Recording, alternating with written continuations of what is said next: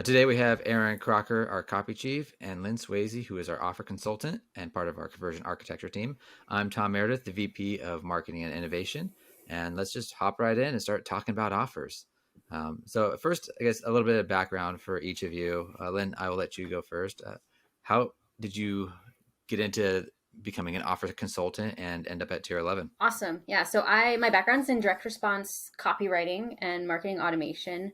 My first job was in marketing, and my first copy job was with information marketers. So I've worked with a bunch of big names, and my brain has just constantly been, how do we improve this?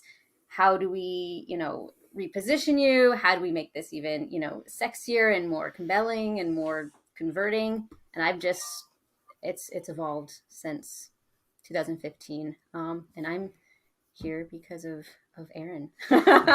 So we met at Copy Chief. So yeah. All right, Aaron.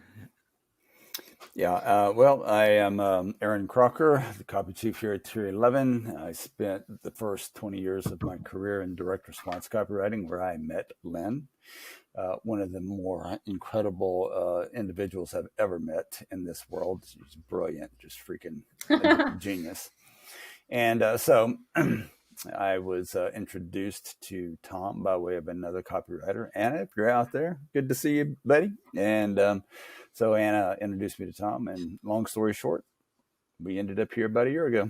Excellent. Yeah, Aaron started about a year ago, and very quickly after, he's like, "We gotta hire Lynn." And it wasn't. You've got to be coming up on a year if you're not there already, right?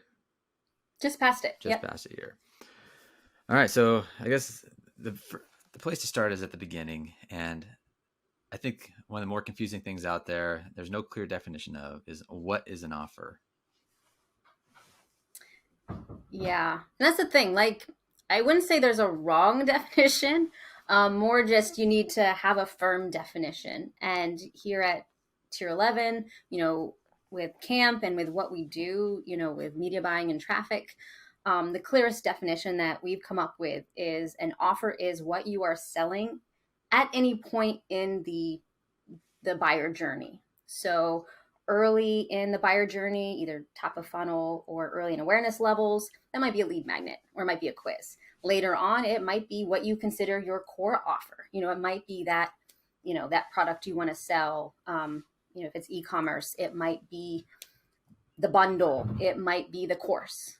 And then later on, it might be a mastermind. So it really is what you're selling. Aaron, do you have your own definition? Well, I do. I mean, we all have our versions of definitions. For me, offers are primarily thematic. What is the whole bundle that you're trying to communicate and sell? Most people erroneously think of an offer as nothing more than a price, right? And whatever else you're giving in premiums with the price. But for me, there's a couple of schools of thought, but school of thought number one is, if copywriting is king, then the offer is queen. I kind of feel like it needs to be flipped, that everything emanates from the offer. And so the phrase, "it's the offer, stupid," is the reason that exists. And I didn't phrase it, by the way. I didn't come up with that. But so I think that everything operates off the offer. And if you don't know what the offer is, then you can't even begin. So offer you have to know what it is. That's how I got into offers, because I started writing copy. And as I worked with sometimes even big names, I was like, I can't make the copy good with this offer. Right? Can we rename it? Can I make up a unique mechanism? It's missing a premium? Can I add this? And so some of what I learned about offers was so I could write better copy, because we can't make, what do you say, Aaron? Like we can't sprinkle magic pixie dust, right? Or, things that, right. Just aren't right. Good. So it's fair to say that an offer then is like a combination of the product, the price, of course, and then like the messaging that's specific to that individual and where they are in their buyer journey to elicit. Is that how you'd phrase it? Yes and no. I think So when it comes to optimization, I like to separate them just because that lets us do more testing. If the offer itself is, or not the offer, let's say the product, right? What it is you're selling in this funnel step is good. We've got a good name. It's got, an urgency mechanism or a scarcity mechanism, it's got a premium, it's got a guarantee, et cetera, whatever, it's optimized. We know that what the features of it are good. It's exactly what we know that the audience wants. I don't want to mess with it. I'm going to now work on the copy. And that's where we're going to change headlines and hooks and test the main, to Aaron's point, the theme, the emotional theme that, we're going with, or we're going to test a special offer, different pricing. So I think of those things as separate, but I would say most copywriters probably don't, because usually they're a bundle. Okay. I just really like what Lynn says about an offer, and that is that it's a product that is delivered at any stage of a given funnel, right? And so if, it's funnel specific, it's audience specific, it's messaging specific. And so offers can change left and right. But Clayton Makepeace sums up an offer like this. And if you don't know the name Clayton Makepeace, he is one of the highest paid copywriters, now deceased, bless his heart and rest his soul. But his offer, he says, your offer is your main product plus the premiums, that is the freebies you're giving, plus your price, and then your delivery details. Okay. So offer is main product, premiums, price, and delivery details. So I think the product and the price are pretty obvious in that. How would you define, give some examples of premiums or delivery details? Premiums are any bonus extra to how your buyers might perceive being bonus or extra to that main core offer. Now, what's interesting about premiums is that, big names like Agora, for example, will sell the premium as a way to get more purchases of their core offer, which is their subscription. So there's always tricks to these things.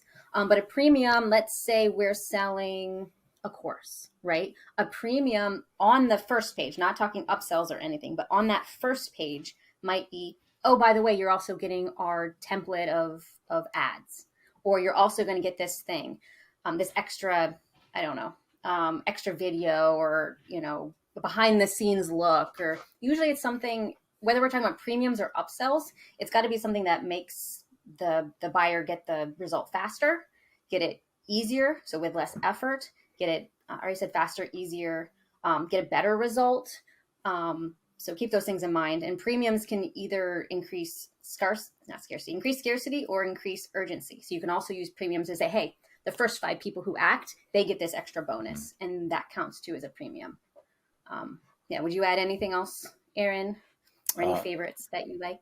Yeah, I mean, one of the supplement products that Lynn and I worked on, it was the bottle of pills you can upsell to and get a percentage off if you get another bottle of pills.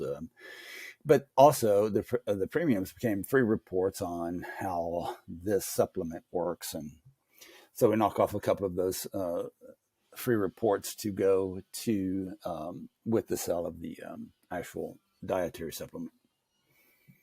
Right. And it was, again, how to was it like a workout or like a nutrition plan or things that helped, right, that were tangential, that helped we know they're already interested in their weight, right? Because of the nature of this particular supplement is a metabolic hormone kind of supplement, in the weight loss space. So we kind of know their sphere of intent and what they're interested in and what they want to solve. So adding something else, it wasn't another supplement, but it was, workout or diet plan that is proven to work, other foods you should and shouldn't eat, other supplements you should or shouldn't take. And all of these things, of course, would lead back to further products and whatnot. So they were sales tools in themselves, but pitched as extremely valuable. And what you want with a premium is that for some buyers, that's going to be what they buy, right? Where they're like, I just want this. I don't care about this other thing, but I want this. And that's enough to get them engaged. It's really adding all of the paths possible, what I call stacking the deck, which I don't think that means anything. But, we want to try to make it so that we've done everything possible to get the conversion. Right. Great. And how about the delivery details? So delivery details could be, it's everything that it takes to deliver the product, right?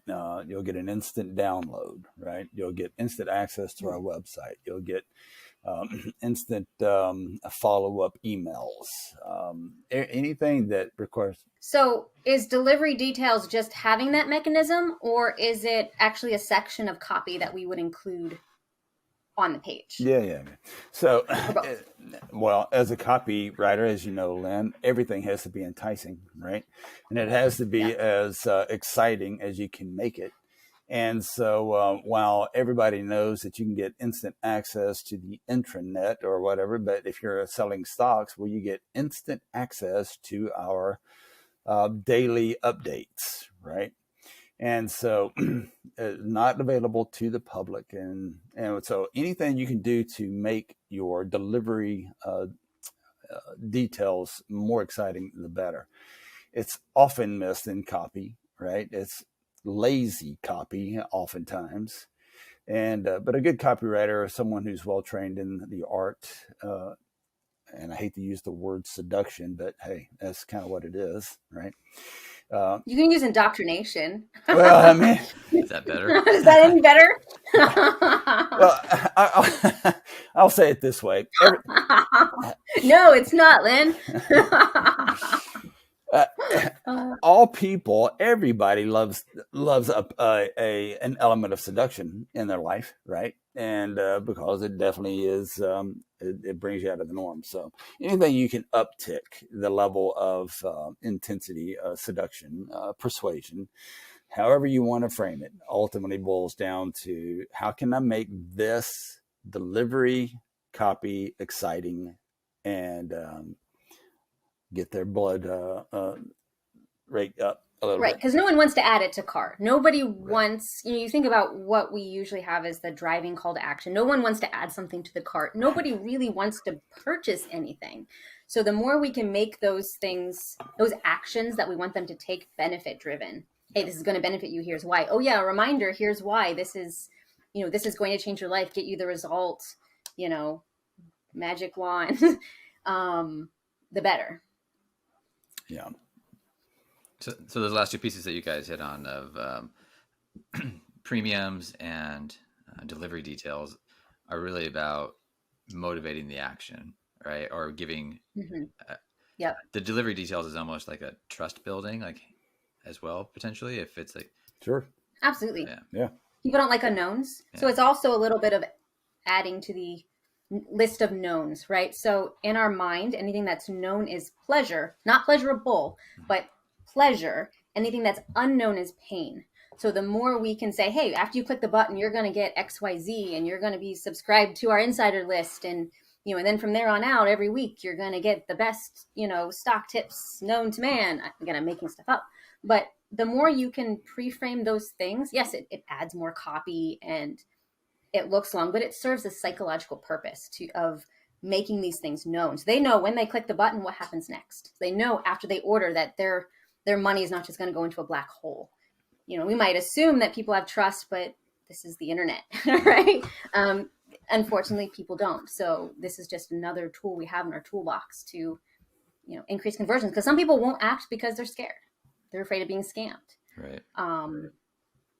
It's just how it goes. Yeah. So I think earlier, maybe both of you, or definitely Aaron, talked about the offer at different levels of the funnel. I know we want to talk a little bit about awareness levels. Who wants to dive in headfirst into the awareness levels and levels of the funnel? Yes, those are different. So that's important. I appreciate that you mentioned that. How are they different? So awareness levels are, and Aaron, I'd love to hear your take on this. They're psychological frames internal to the customer that may have nothing to do with your funnel. At least that's how I view it, right? So they're going on their own journey about what's going on in their life and their problems and their solutions and what's possible, etc., limiting beliefs, all that jazz. That's internal to them, and they're going through it. And we can make offers and marketing and other stuff to pull them through, like pull them through faster, right? You know, they don't need to wallow for 10 years. They can figure out through our marketing. Whereas funnel stages, you know, tofu, mofu, bofu, if you will, if you're familiar with the digital marketer, right? Top of funnel, middle funnel, bottom of funnel. Those are actually our funnel steps. Those are how we kind of put those awareness stages into actions that are systematic and repeatable. But, you know, a lot of people have pointed out, does everybody really go through all funnel steps? No, of course not. And the point of a funnel is not necessarily to, I mean, okay, so if we're running, it's not necessarily to pull them through, like in the way that we build funnels. If we're doing ads and we're, you know, direct offer, buy this course, get this upsell, they're going to go through it because they have to. But if we're talking about funnel as like, oh, here's a quiz, which then goes to, you know, a lead magnet, which then goes to a supplement, they may not, because they may have the options to back out at any time and come back in. So I think out the gate, those two distinctions are important. It's complex, but it is, I'm going to say it is what it is a lot. It depends, and it is what it is. Like, I don't know. Yeah. Awareness levels. Aaron, what would you say as the emotion king about the awareness levels and Eugene Schwartz? Well, I mean, yeah, if the viewer knows of Eugene Schwartz, they know these 5 levels of awareness. If you don't know who Eugene Schwartz is, you're behind. So you'll want to catch up. And so you'll want to get his book, Breakthrough Advertising for Certain. But to Lynn's point, the awareness levels are absolutely customer centric. They are what the customer owns or doesn't own. It's how they feel or don't feel. It's the fear they have or the pleasure they gain, right? And so at the very base level number 1, where the client is unaware, you don't even know you have a problem. You are emotionally agnostic. You just don't care, right? There's just nothing to care about. But then, in the frame of the hero's journey, suddenly you have a disruptive message. Somebody comes along and disrupts your little world of peace. And then suddenly you understand you have a problem. And now that problem... And again, that may not be us. Right. That might not be us. It might be, if we have a disruptor ad and point something out, but it might just be internal to them. That's absolutely right. People find their own journeys, to Lynn's point, right? Other people will, again, back to the hero's journey framework, you may know that you have a problem, but it takes a mentor sometimes to get you to move across the decision threshold, right? And so we're just a bundle of emotional inconsistencies, which kind of makes it consistent, right? And so if you have a problem and you are aware of the problem, suddenly you know you need a solution. And suddenly you're solution aware. And if you know that there's a solution out there, then you want to know which solution works best. And then suddenly you're product aware, right? Now you're searching for that product or service to solve your problem. And then ultimately there's, you're most aware, and in which case you've made a purchase and or need reasons to purchase again. So that's about as succinct as it gets in the terms of these 5 levels of awareness. It can get so much more complicated. We could riff on this all day. But that's what... Now, Tom, I don't know if we're able to share camp graphic. Probably not. But if we could, if you look at our camp system methodology, framework, we outline pretty clearly those awareness levels, what that means for ads and other activities, because it really is that important. I can even plan like a whole content calendar, right, based on just awareness levels. Yeah. We can design offers based on awareness levels. We can have the same offer and have different copy based on these awareness levels. It's easy to just look at it and think, oh yeah, whatever, it's just another stupid marketer thing. But it really is everything. Understanding this, like, is everything. It's the key. Yeah, I think awareness levels, as a former creative, is like one of the most important parts of marketing and developing creative for advertising. And I'm sure we'll do plenty more like YouTube lives around awareness levels, because I mean it's my passion as well, coming more from a video guy. But scripting for how people need to be handheld at each of these different awareness levels is kind of really what led to a lot of our success. Okay, so going back to awareness levels a little bit, how do offers, we'll try to keep this overall offer focused, how do they change based off the awareness level? I mean, they change with copy, right? But there are some offers that are better at some awareness levels than others. So, for example, if you are, I mean, one I see often is like, of course, my background's in agencies and tech agencies, right? So they'll put out a white paper and expect fresh leads to, who may not even know they have a problem, to download this white paper. And that's the only thing they're going to scale their business with. Well, white paper is really a post problem aware, lead magnet, an offer that's really more for someone who's solution aware, even product aware, the way that white papers are built. So there's some offers. Quizzes are great for early unaware, desire aware, problem aware leads. So a quiz, I would put it earlier. I mean, obviously top of funnel because it'd be a first step, but I'd put it earlier in the awareness stages. You can design a quiz for the later stages, but that's more like a pre-qualification and not the type of thing you'd scale with. But most offers, I don't know, would you say, Aaron, that most things we can tailor in copy? Yeah, I think it goes back to your beautiful definition that it's an offer is what it is at any given specific level of the funnel, right? An offer to a level 1 unaware client is definitely going to be different than a level 4 or 5 client. It's just drastically different. Let me give a beautiful example. When we were going back and forth on our current camp graphic as to whether or not to launch with level 1 as unaware, right?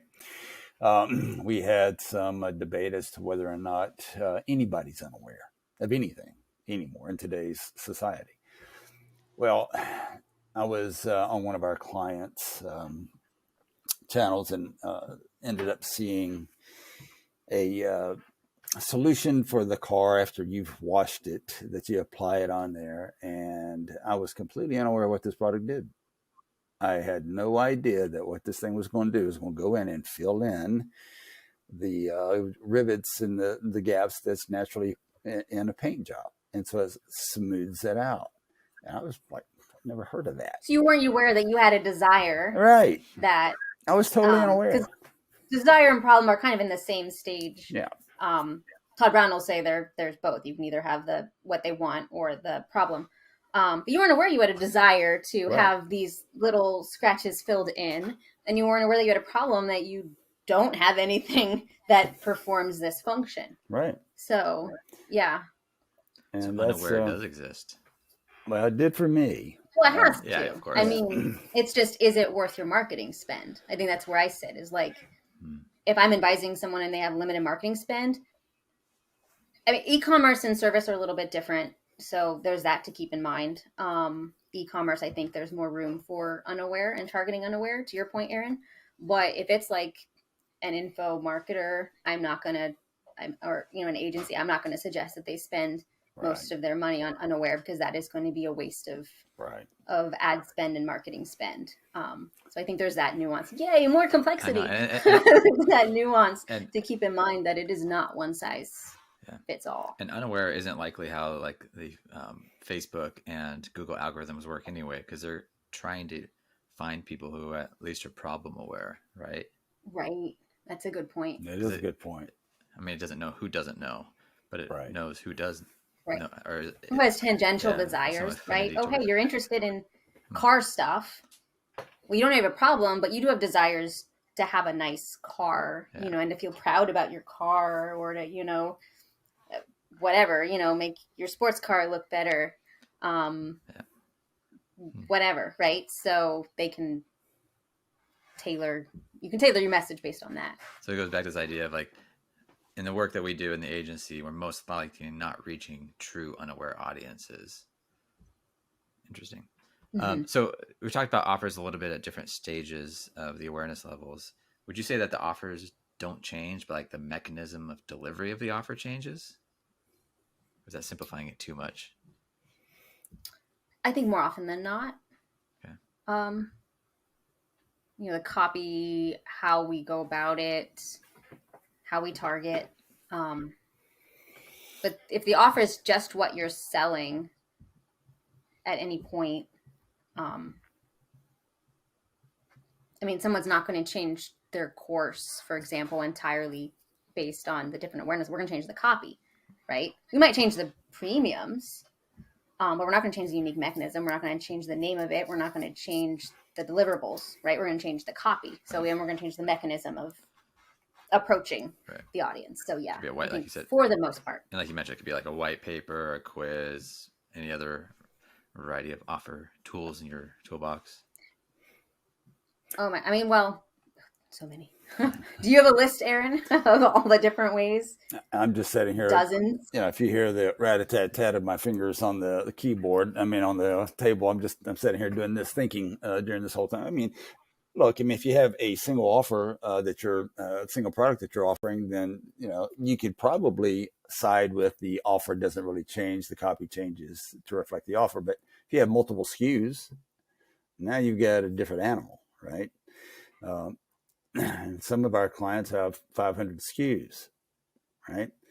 In which case you're going to have a whole heck of a lot of potential different offers.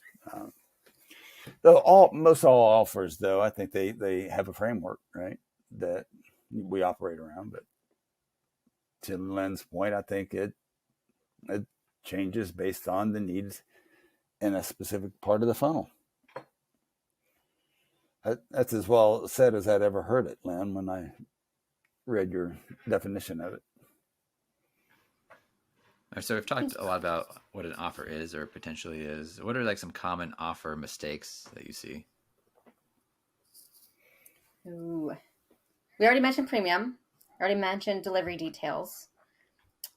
Guarantees. I am always either saying, hey, you need guarantees, or this guarantee needs a name. It needs a little bit better copy. I have some frameworks that I love for that, for basically pre-framing and reminding them of their success. FAQs, so objection busting. If you're not doing it in the copy, having those FAQs helps.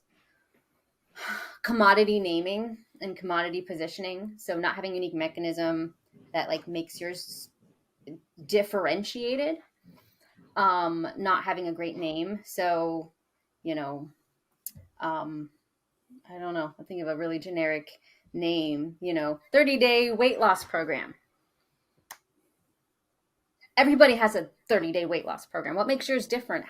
If I Googled, give me a 30-day weight loss program, I'm going to find 100 of those that are free. Probably a portion that are more compelling and have more proof and all that kind of stuff. So having that unique naming, yes, it's kitschy, but we do it for a reason. We do it for differentiation. So, so I think some of those things. What would you add? I have more, but do you have any, Aaron, that you're like, Man, add this? My two primary things when it comes to offer is just clarity. What the heck is it you're offering, right? Again, it kind of goes back to the beginning of our meeting here, and that if you don't know what you're offering, you can't build excitement around it. And if it's weak, if it's a weak offer, now how do you build it up, right? If the offer just isn't ever going to work, you want to know that right now, as fast as humanly possible, right? So how do you test an offer, and how do you get it proved, disproved as quickly as humanly possible is number one, right? For me, right? But on the back end, and this is a bit of a sidebar, so if it is offer specific, but it's mostly the checkout page, right? Once you get someone on that checkout page, abandoned carts, I'm going to bet you dimes to dollars that the biggest abandoned cart reason is lack of testimonies on that page, right? Mm-hmm. They said that. And really boring, like feature lists with no like Yeah. benefit language. Yeah. I mean, in my little copywriting side of the world, I want all that excitement that got them there to continue through purchase. Yes. Yep. That's often missing. When I do offer reviews and campaign reviews, about every time. Proof is almost always just across the board. And there's lots of different types of proof, but it's almost always lacking. But you know where it's not lacking? Substantially. Let me tell you where it's never lacking. In a direct mail piece that you open. All right. Because in that offer spread, you're going to have everything. You're going to have all the supplements. You're going to have all the free reports. You're going to have all the ancillary things that you can offer. And then you're going to have testimonies everywhere. Right. And that offer spread is what creates the whole product, the whole offer. So in the digital world, world, long copy, right? But it works. Like we're doing. I think that's the hard part with, like with what we're doing with ads and TikTok and whatnot. We need to be concise, but at some point, somewhere in the nurturing journey, there has to be copy. There has to be proof. There has to be those psychological triggers. And we aren't writing long copy and putting these things in just to see our words on the page. Like there's, to your point, there are psychological and emotional reasons why these elements exist and why they were, how long are direct mail packages? It could be anywhere from a front and back page to a magalog that could be 32 pages long, right? And some of them's longer than that, right? But these are hard earned. I mean, you're not going out and spending digital dollars. You're spending, print dollars. And we're talking about a serious chunk of change now, right?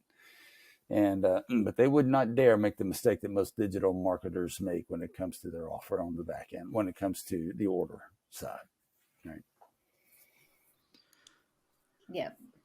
So pulling on that thread a little bit, Aaron, what are the top? This is maybe a TikTok for you to make, but like, what are the top things that a digital marketer can learn from a direct mail marketer? Dude, let me tell you something. I am a digital marketer today because of direct mail. Right. And so digital marketing is where speed happens, right? Direct mail is still king of the hill, right? When it comes to ROI. I mean, every direct mail company out there that knows their stuff has got their free lead magnets out there showing how, and I've got them en masse if you care to see them, how digital marketing, how direct mail outperforms email, outperforms digital marketing, outperforms. Why? Is the 90% open rate still apply to direct mail? Yeah, it does. It does. And and why? I mean, how many emails are going to get a day, right? And what's the average email open rate? 18, 25%, right? But how many times is that mailbox open today? Right? And then you're going to open that mailbox and you're going to physically put your hand on it. And then you have to decide, do you keep it or trash it? But at least you get a shot, right?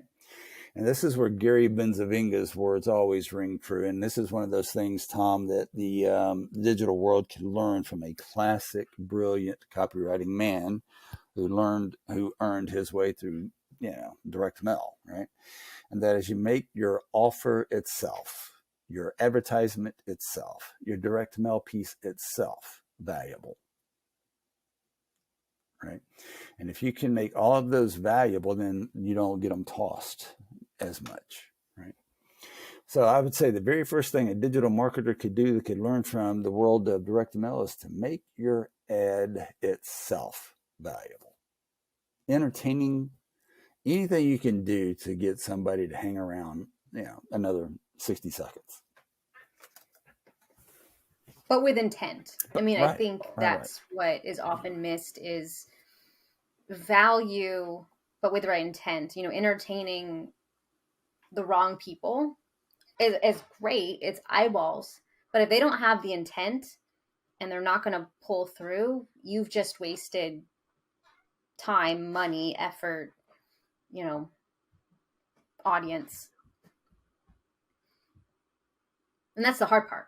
right? Is how to do all of these things at once, how to induce curiosity and entertainment and add value while also not, looking like you're selling, sham wow, right? Like, how do we do?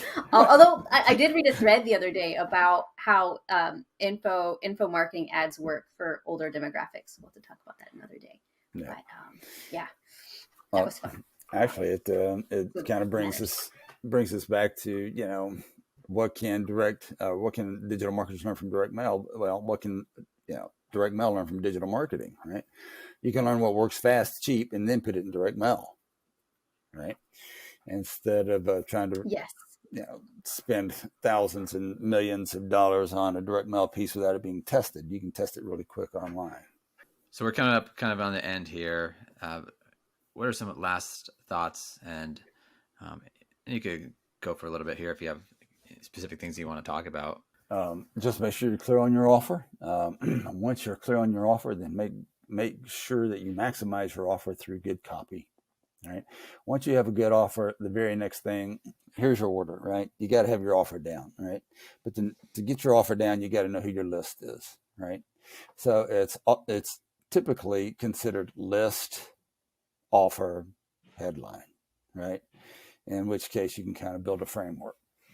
But you got to know where you're starting from. Mm-hmm. I would say, based on my experiences, reviewing offers for our clients and, all the offers I've worked on, is that if your marketing isn't working, if your advertising isn't working, I have not yet reviewed an offer in a campaign where the offer couldn't be strengthened, where there weren't at least 5 things that were critical that were missing, guarantees, proof, premiums, poor naming. It is just so essential. I would love to see more brands reviewing their offer before they scale, before they scale traffic, or right as soon as they notice problems, because an offer that might have worked 5 years ago really won't work today. And you have to keep refreshing these things. The saying in direct response is that offers want to die. And it's so true. You have to keep optimizing and refreshing, and you have to have all the elements there. So I think, on top of all the things that we do and the levers we can pull in media buying, offers are still where it's at. There comes a point where we can only optimize so much. And if the offer isn't where it should be, it's just not going to work. Well, thanks, Aaron and Lynn, for joining us on this offer roundtable on the Tier 11 YouTube channel. If you have questions about your offer or want to inquire about working with Tier 11, reach out at tier11.com, and we have a little form that you can fill out, and we'll hop on a call and talk about seeing if we can work with you on any part of your buying funnel.